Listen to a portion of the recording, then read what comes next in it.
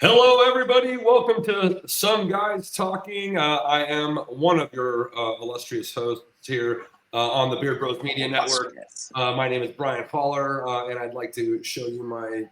He's maybe this way. I'm not sure. This way. And my co-host, Aaron Washington. Aaron, how are you today?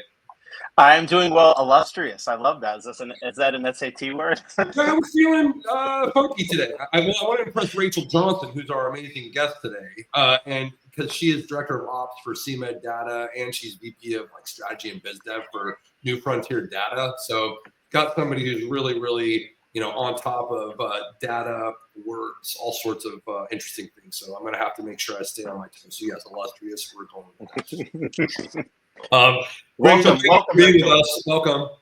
Hi, thank you guys so much for having me. Really excited to be on the show and great to meet you for the first time, Aaron, and pleasure to see you again today, actually, Brian. Yes, you and I, second time hanging out today. We Beard Bros work with CMed and Rachel, so we love putting out information about how to access medical cards because there's so many awesome benefits for people in the country when they do that. So we'll get into that later. But ultimately, this is a story about how Rachel Johnson got to be the VP of strategy for New Frontier Data and the director of ops for CMed. So let's jump right in. Right, where did you grow up? I am a Colorado native. I'm currently still living in Denver, Colorado.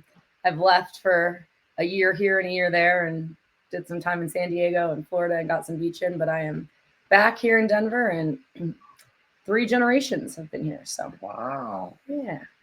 Right on. Very cool. All right. So Colorado native. Did you go to college in Colorado too?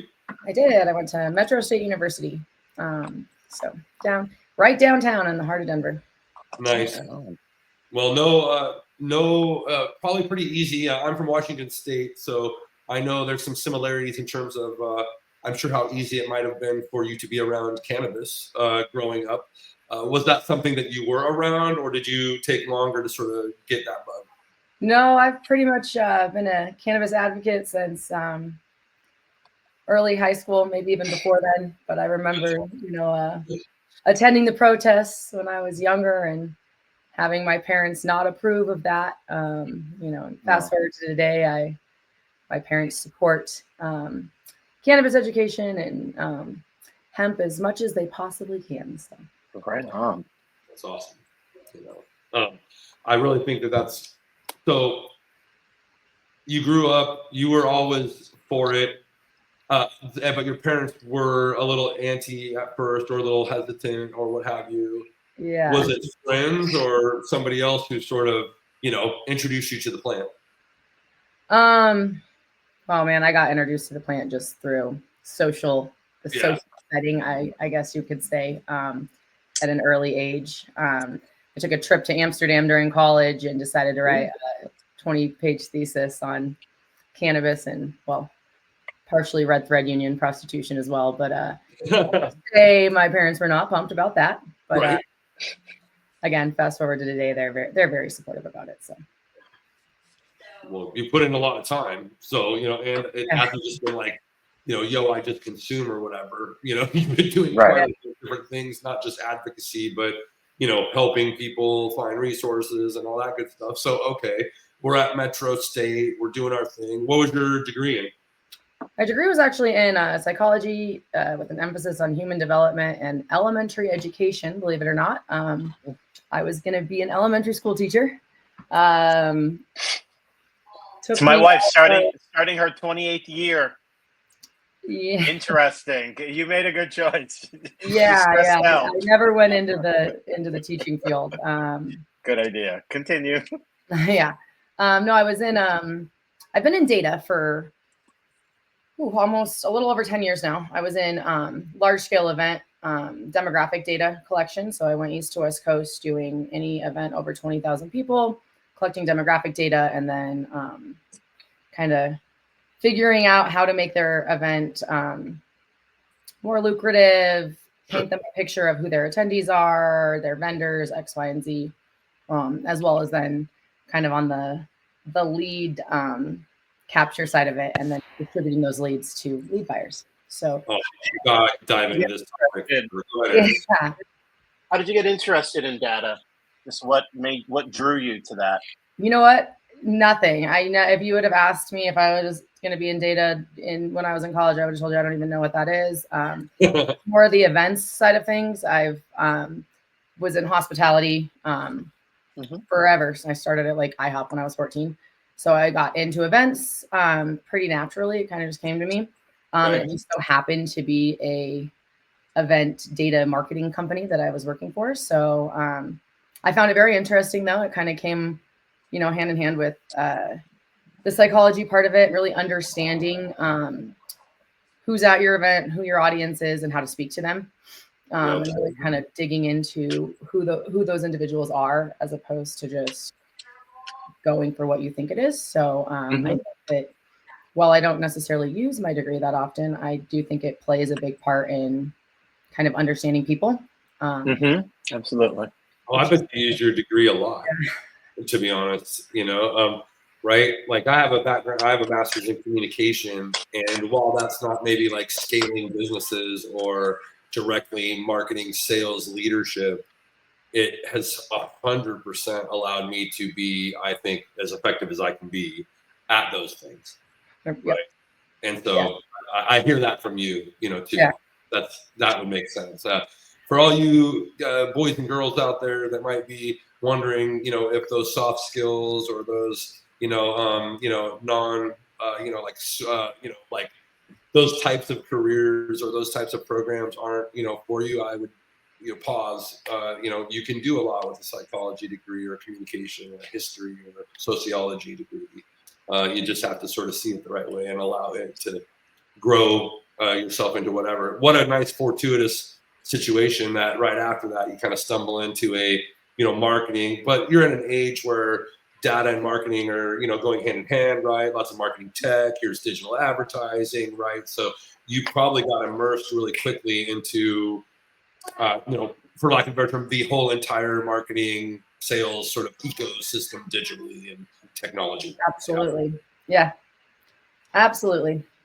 And so, and then I would imagine that helped lead you to the loving the data. Yeah. Yeah. Well, actually, how I got into the cannabis industry is I started in industrial hemp, specifically for grain and fiber purposes.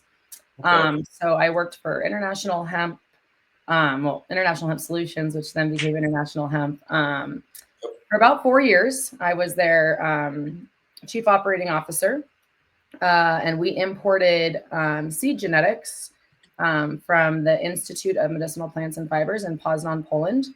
So a government-ran institute out there that had like a 20-plus year standing variety for, like I said, specifically grain and fiber. So kind of not the minor cannabinoids that most people think of when they think of the hemp side of things, but right.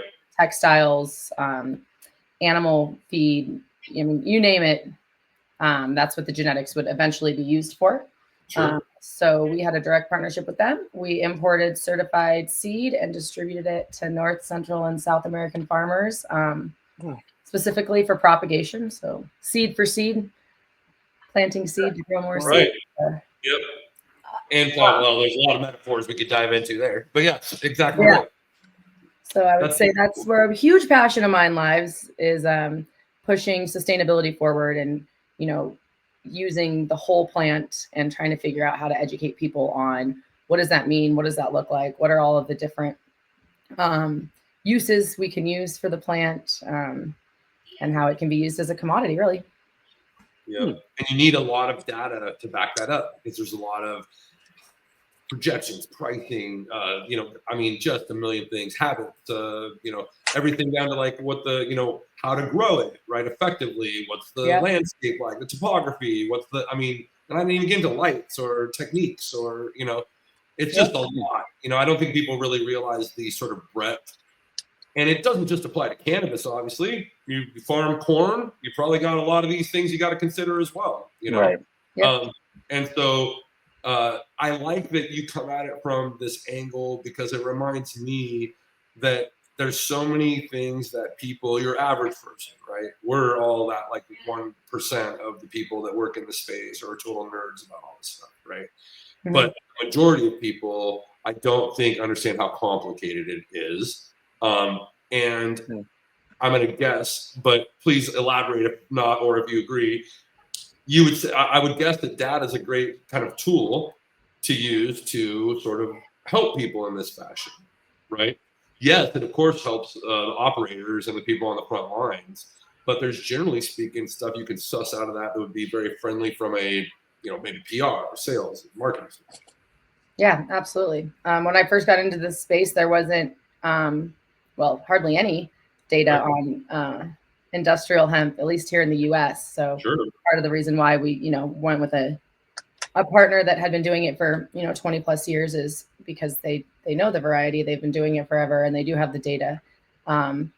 Here in America, it's a little bit harder to get that data, so you're comparing it to other crops that are similar in nature, like flax or I was going to ask what similar crops. Flax is a similar crop that you can kind of gauge off of.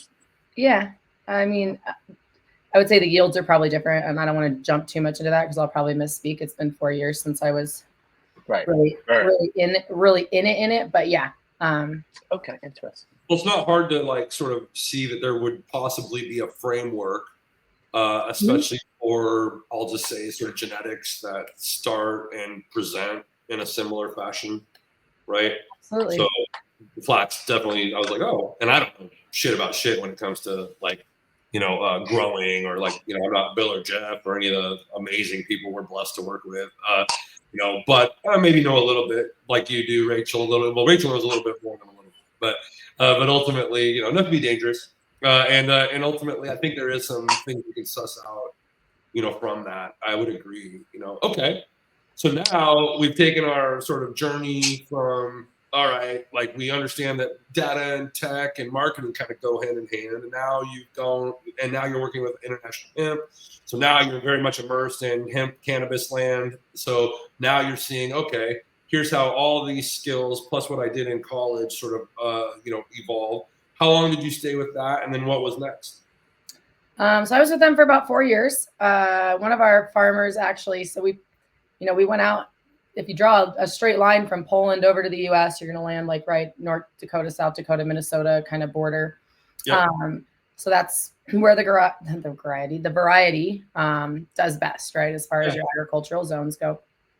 So we went out and tried to find as many farmers as we could in those regions to, do some sampling, get the stuff in the ground, see how it grows, collect some yield data.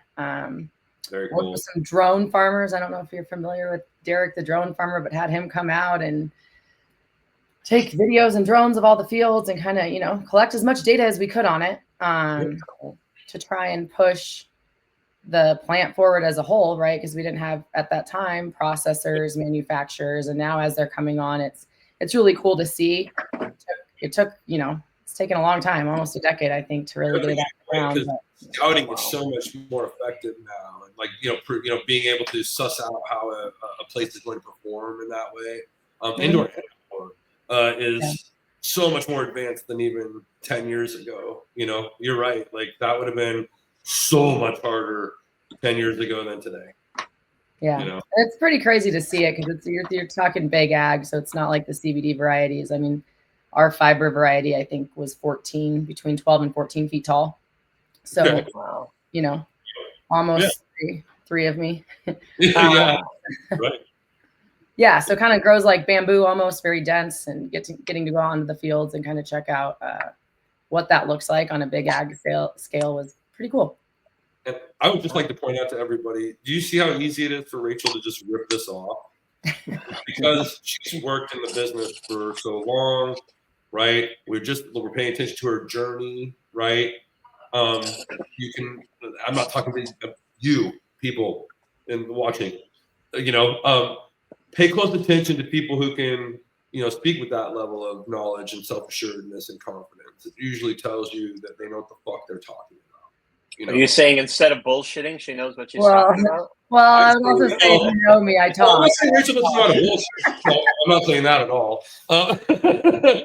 No, in fact, I would say, if anything, that would make her a very effective bullshitter, like it does us all on this call, especially. But Yeah. ultimately, yes, She knows what she's actually talking about, is what you're correct. trying to That's say. what I'm situating. Like that's what I'm trying to explain. Yes, like really listen to how, and if you listen to the background, right? You were a psychology major who, got into marketing, at a time where, of course, tech and and data are super important. And metrics are always important when you're looking at marketing and growth and sales and learning and projections and all the good things. But boy, and then of course the international hemp sort of rounds it all out, and all of a sudden now we're applying that to a pretty specific, emerging, interesting alternative market that Rachel herself has been a fan of since she was a kid.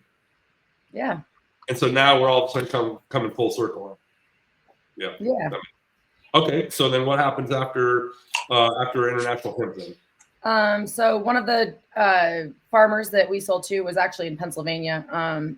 She was very well connected to New Frontier right when they acquired CMed data. Okay. So if you know anything about data in the cannabis industry, medical data and understanding who that medical consumer is a little bit more challenging than our recreational consumer. And a lot of that lies with, HIPAA compliance and us not being able to track medical patients and, X, Y, and Z. Yep. So there was this piece of the puzzle that, New Frontier needed, and that was medical data. So really understanding what those patients were. So I want to say it was 2021, 2022 was right before I came on with New Frontier. They acquired Cannabis, which was nationwide operator in 20 plus states, and then Relax. That's who I got my medical card. Yay! Well, that's us. And I still go back to them every year. It's been 5 years, 6 years I've had my medical card. Well, keep going. What state are you in? Massachusetts. Okay, Massachusetts. Good Lord. That's one of our biggest markets is Massachusetts. Yeah, I love Cannabis. Right on. So they acquired Relax Clarity, which is a 14-year-old, actually probably 15 now, legacy med card provider, and specifically in Colorado. Yep. And then Cannabis, which was operating in 20 plus other states. Right now, I think we're in 31, 32, soon with North Dakota. But we're growing pretty quickly. I forgot where I was going with this. Well, you were talking about how you came into, how you transitioned into New Frontier essentially, but you just gave us the background of how New Frontier got to CMed, which is great. So then how did you, Rachel, get to your job at New Frontier? So 3 years ago-ish, they had the Cannabis event out at the United Nations, and I attended that, and I heard New Frontier speak, and I was just very intrigued by the level of data and what they were kind of moving towards in both the industrial side and call it the marijuana side of things. And, had a couple conversations with one of my farmers who happened to have her hand in the CMed acquisition piece of it. And so I ended up coming over, and I was the director of marketing and business development for New Frontier for, up until about a year and a half ago. Mm-hmm.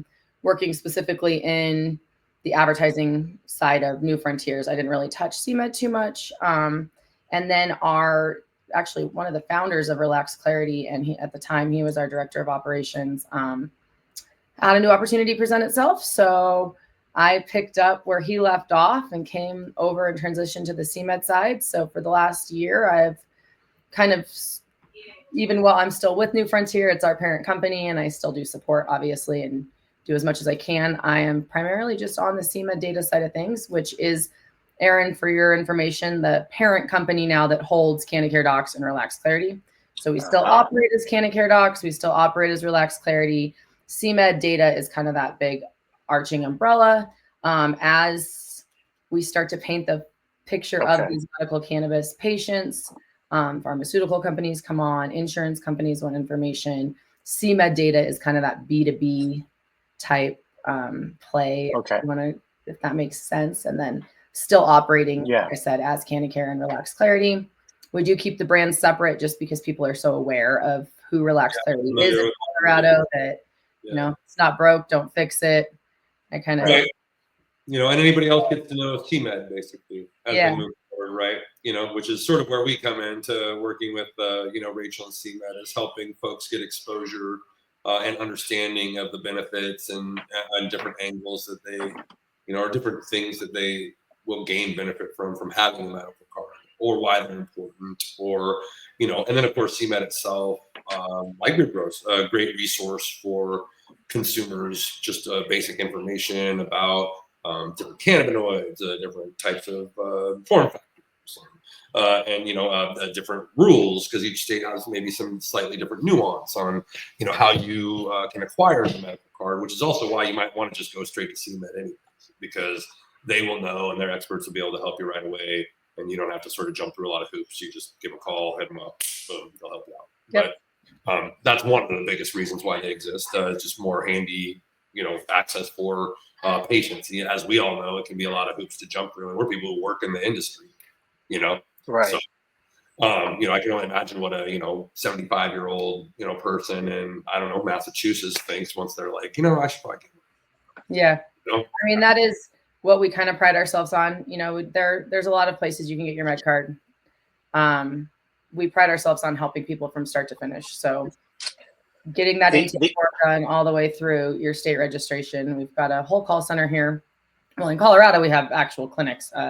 But as far as in Massachusetts and the other states, we've got a call center of people that will walk you through until you're finished at no additional charge. Yeah. And providing, you know, resources such as Realm of Caring, Americans for Safe Access, you know, Beard Bros, all of the other, you know, players in the game that can provide that education and those resources and product guidance. Plesio Health is a great one too. They've got some nurse guidance and dosing recommendations that, you know, sometimes our doctors aren't comfortable doing, and it's not because they don't want to. It's just that, you know, they're in a bit of a pickle when it comes to it.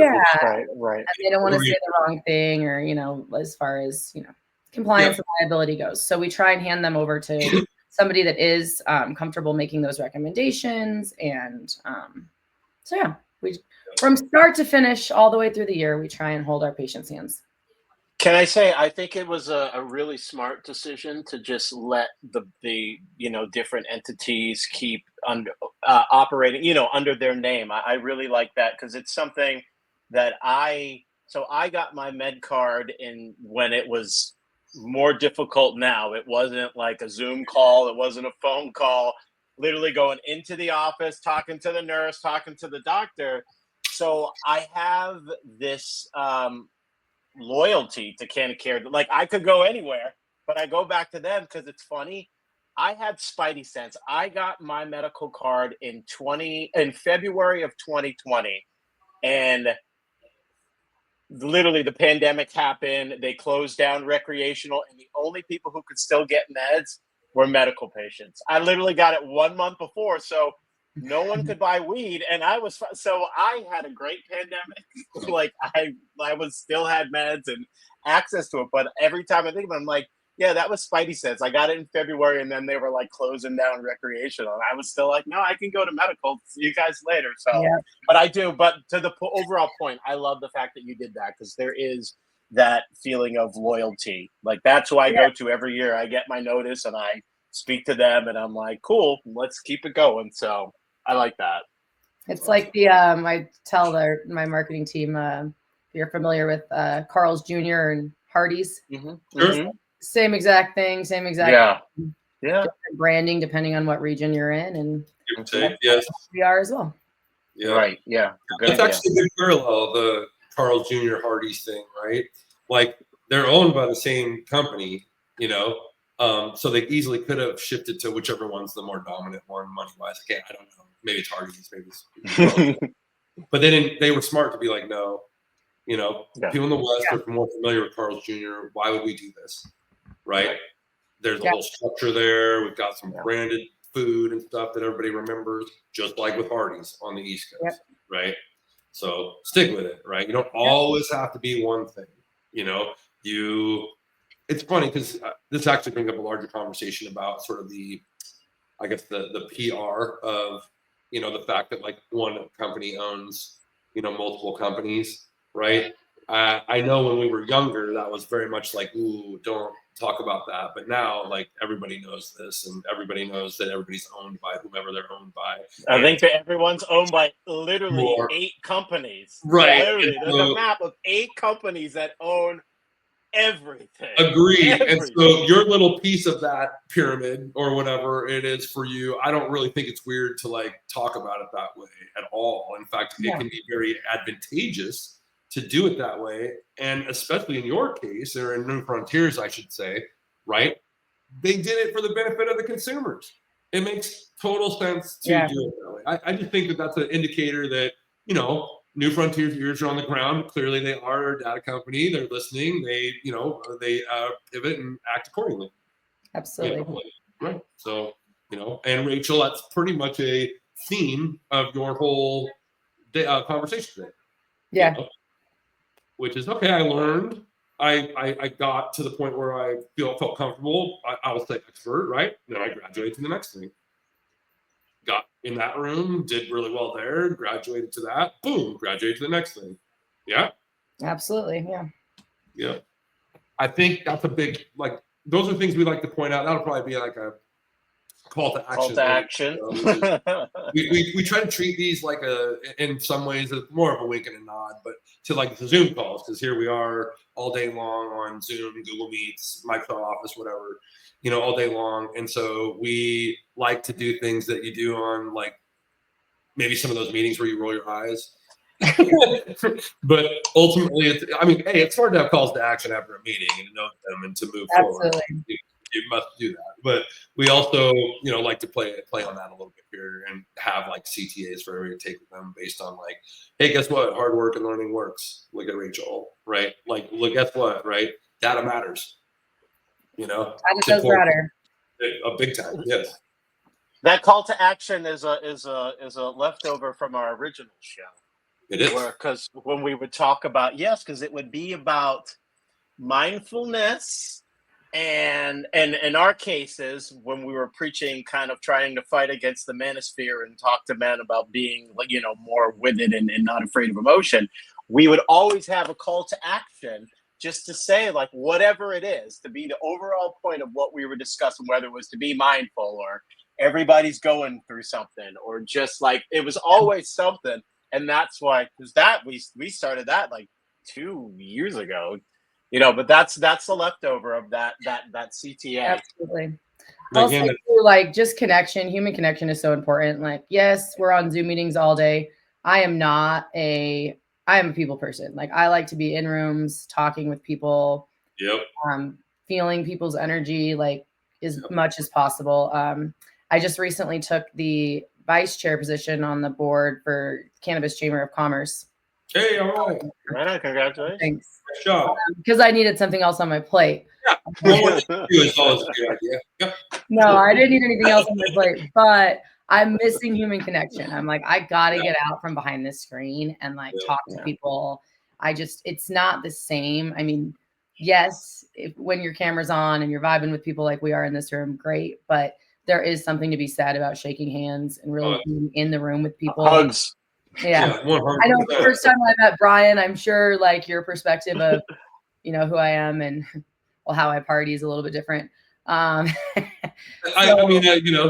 didn't think it was based on because we get along and, so by the time we're actually meeting in person, I had a pretty good idea who you were and, and all that good stuff. I will say you're not wrong though. Like, even us here right now, when we're casual, I know you both really well, and I get to talk to you both very regularly. There's still sort of a professional mode that is here, and rightfully so, that can be, that barrier can be dropped when you're meeting in person.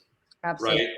And then of course, the more you've met in person, right, the more that just doesn't exist really, unless it has to, which fair, that can be the case, but generally speaking, we're trying to drop barriers as we become more knowledgeable and intimate with something, right? Yeah, absolutely. And so, and in this world, we sometimes skip ahead really fast simply because we're, there's a lot of commonality. Like, why the hell would you be in this world unless you loved it or wanted it bad? So there's a lot of things we can sort of skip really quick, which is great, but also people will take advantage of that. So you got to be you got to be kind of careful in that regard. But with you, Rachel, no, I don't have to be careful and be, yes.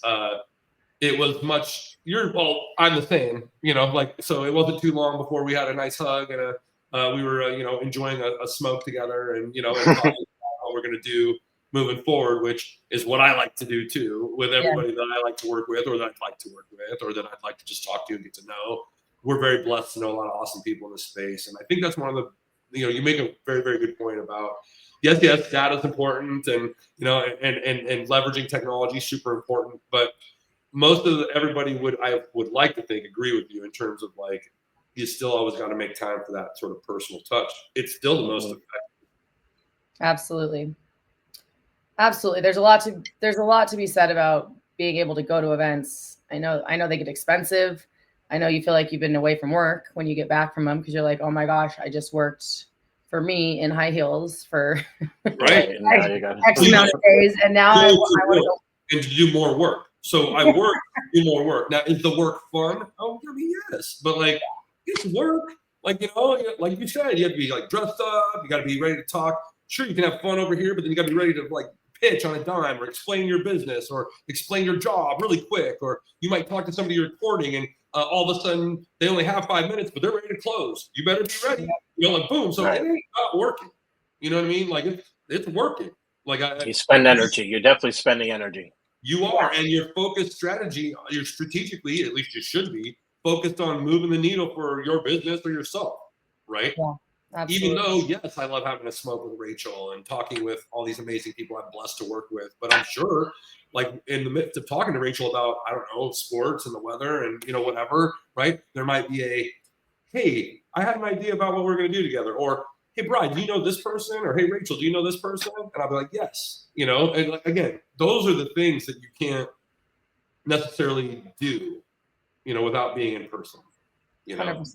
There's always going to be that need, I think, even though I'm very happy that technology has greatly facilitated our ability to do, more.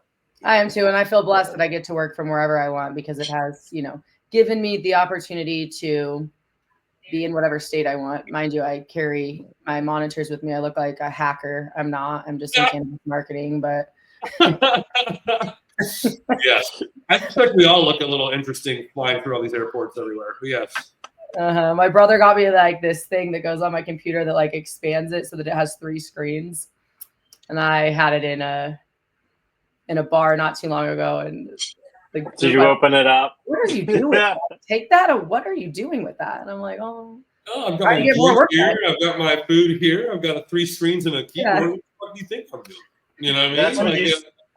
That's what you say. I got the nuclear codes. You better step away from me. Just leave me alone. I'm too important to talk to. Get away from me. Feeding my ADHD with more open tabs so that like I can. I think that's all any of us need is more open tabs. That's pretty much what we all need in life. That's for sure. So now we come full circle. Rachel is who she is today. You work with, CMed by way of New Frontier. What is on the agenda for CMed in terms of, pushing forward? What do we got now? 42 medical states in the country, I believe. Yeah. And CMed services almost all of them, correct? Most of them. There's some states that require in-person doctor visits. So we have 3 locations in Colorado. We've got 1 in Rhode Island. We've got some people we partner with in a couple of the states. But there are a couple that we just aren't in, and not because we don't want to be, but because, it does take going down there, getting a clinic, making sure you have a doctor that's willing to show up, however many days a week. So there's a couple states we're not in. I will say that medical overall is probably down 15 to 17% nationwide.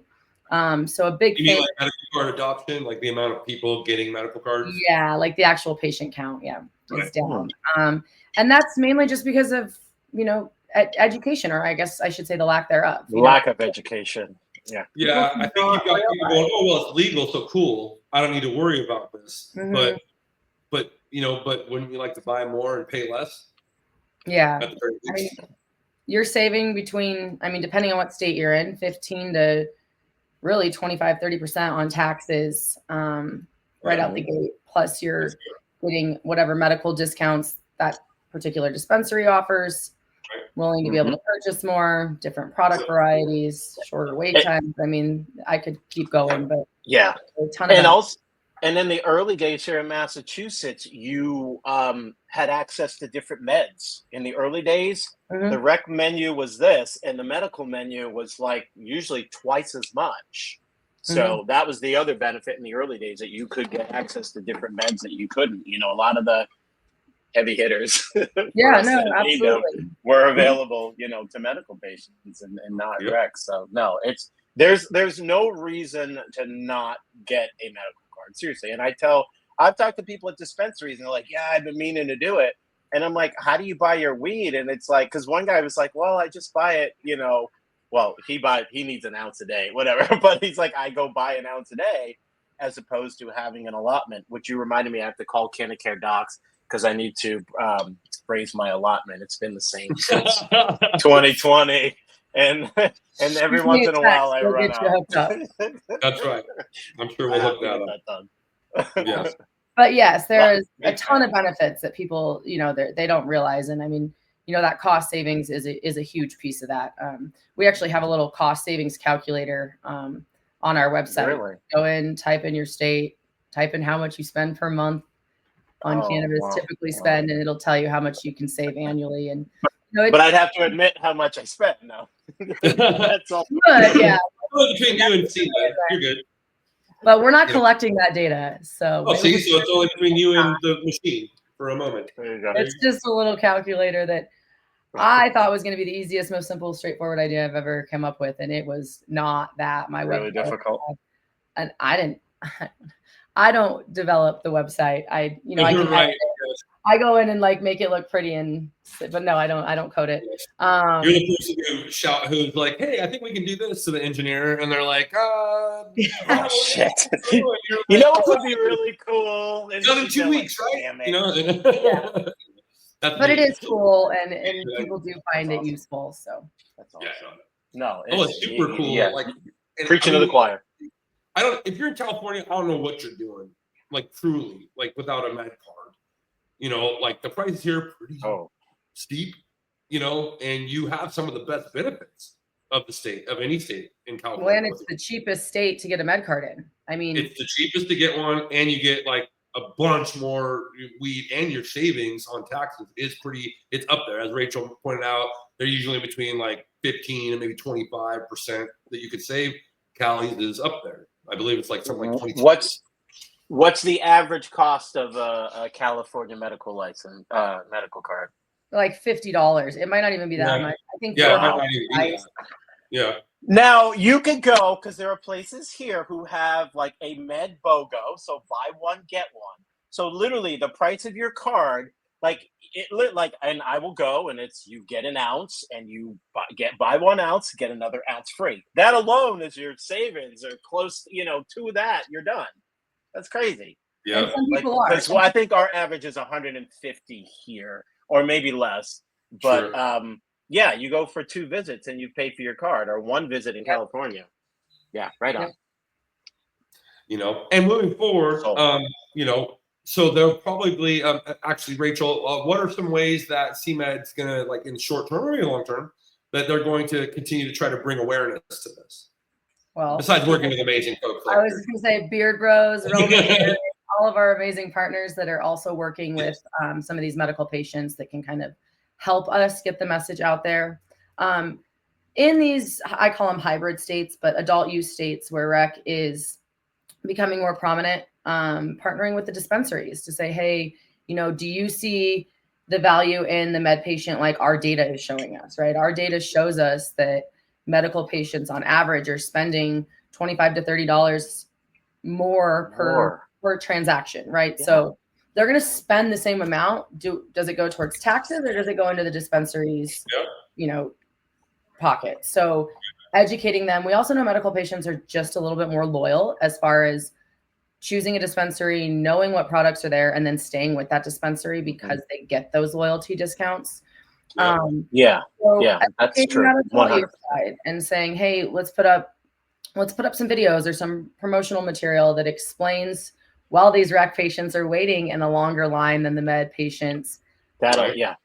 Scan this QR code, get your med card. You know, some states that we can get it like this and they could shop that day. Other states, you know, takes up to a month. Every single state's different. And by the time you learn what the state's process is, they'll change it. So don't go do that to yourself. But what they need to understand the point that when you do have a medical card, honestly, you walk into that dispensary with a relaxed feeling. One, you don't have a big long line. Two, you know, like it just, you know, that you're not going to pay like anytime I run out of my allotment and I have to go over to rec, it's just like, you think about the taxes, you're thinking about whatever. Like when you have a medical card, I'm sorry, you're freer to want to spend your money. They should understand that. Like, I mean, come on. And the money's not, that taxes aren't coming out of their pocket. No. So why are they? Yeah, it makes well, sense. Most of them understand it. It's just, I think, I mean, we all know this in the industry. We're just dealing with what's in front of us, right? And like getting through those day-to-day things. So it's like, what is the bigger picture? Let's peel back the onion layers and figure out how it is that we can educate these people and keep medical alive. I say med still matters, but that's just because. Well, we all to talk about that, you know, and I think we'll continue to do so as we move forward with, you know, our relationship with CMed. Yes, that's definitely something that we care about too, is making sure that people who, you know, read Beard Bros or our core audience or the audience we're trying to, you know, reach out to, and court has all this information at their disposal, right?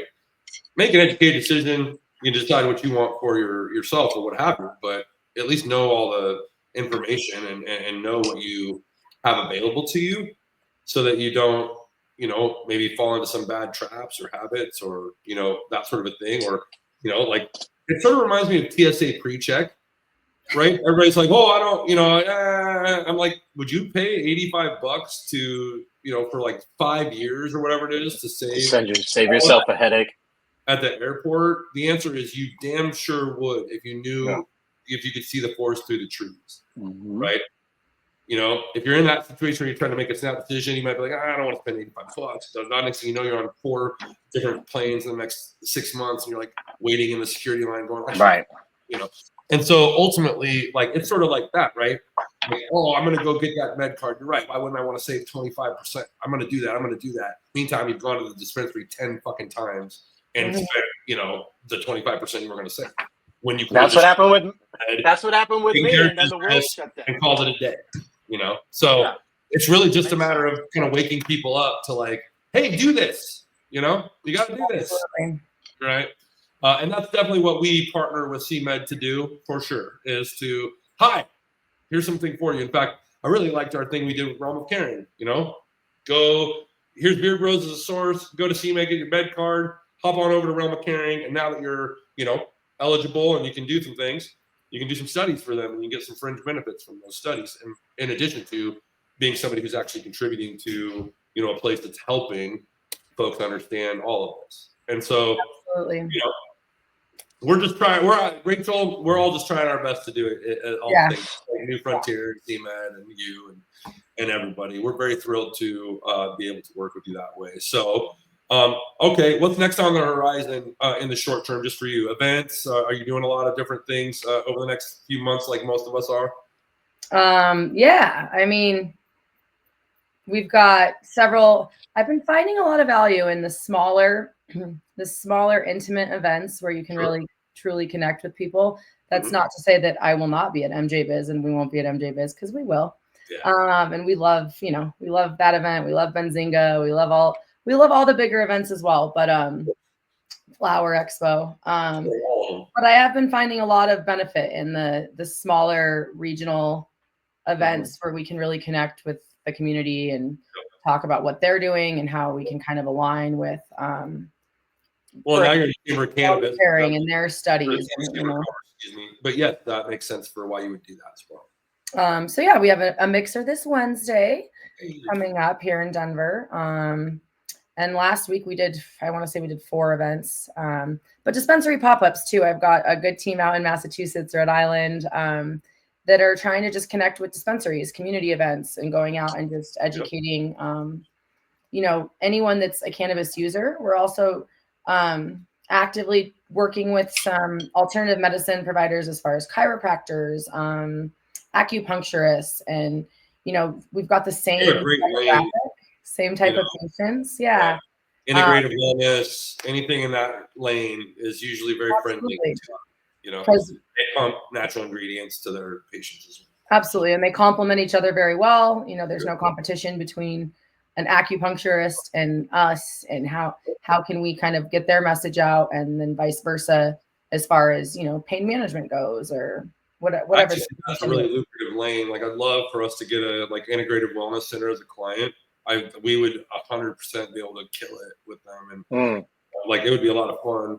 I've worked, me personally, with a few integrated wellness centers, chiropractors, acupuncturists, other people who are, because they often will recommend cannabis or hemp to their patients, or they'll have products to hey, here's a topical I recommend. Are you cool with this? Yes. Okay. Here. We're allowed to do that.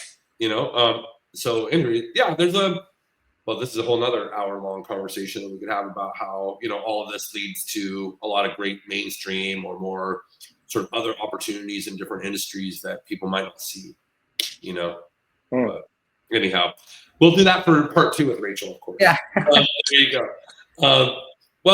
Rachel, before we head off, let's make sure to let everybody know where they can find you, CMed, all those good things. So please let us know where we can meet up or connect with Rachel and with CMed. Yeah, absolutely. If you're in Denver, Colorado, or any of the surrounding cities, even as far as Colorado Springs, we've got a clinic up there, down there, I mean. In Colorado, give me a holler, and not like a Brian Holler, like an actual a shout. Give me a shout. Any of the Cannabis Chamber of Commerce events, we've got regions all over the U.S. We're going global with that as well. Yep. You can find us at cmeddata.com if you're ready to get your med card, or just shoot me a DM on LinkedIn, and I'd be happy to get the process started for you. Yep. Yeah. There you go. Good questions. Yes. Rachel, thank you so much for being with us today. Thank you for the conversation. Yes. A very, very enlightening conversation around data and marketing, and a cool journey that's basically just how you get to be the VP of strategy or VP of ops or director of ops for a company in the space that does a lot of great awareness for folks when it comes to acquiring and the benefits of, and the reason why, and the history of your medical card and the need for it. And that's, it's not just about the discounts, it's about what that, represents. Absolutely. Right? So anyhow, we thank you for all your hard work.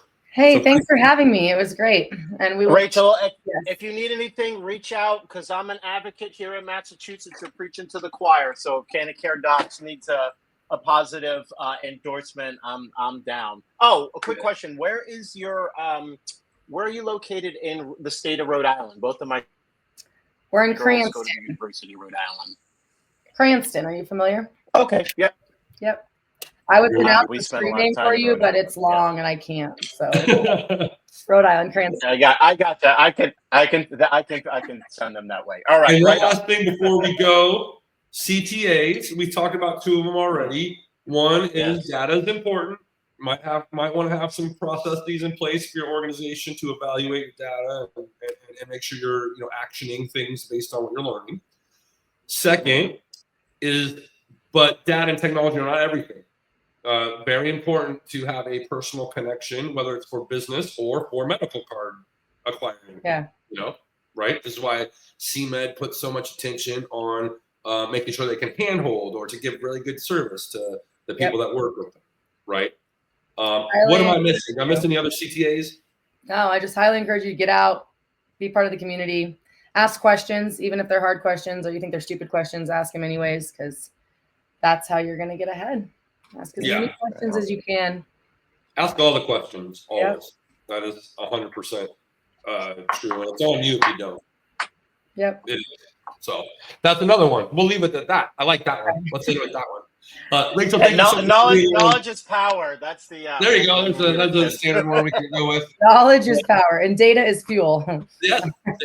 See, look at this. We're just cooking now. Well, if you'll excuse us, Put we're that going on to a go t-shirt. You got that. So we'll talk to you very soon. No. All Thank right, you for being on the show, Rachel. Thanks to everybody for watching Some Guys Talking on the Beard Bros Thank you, Rachel. Network. Please go subscribe, like, share, all those things. Follow Beard Bros, Yes. Farms, follow Aaron Washington, Brian Holler, all the good stuff. We love y'all. We'll talk to you soon. Thank you. Take care. Thanks, Rachel.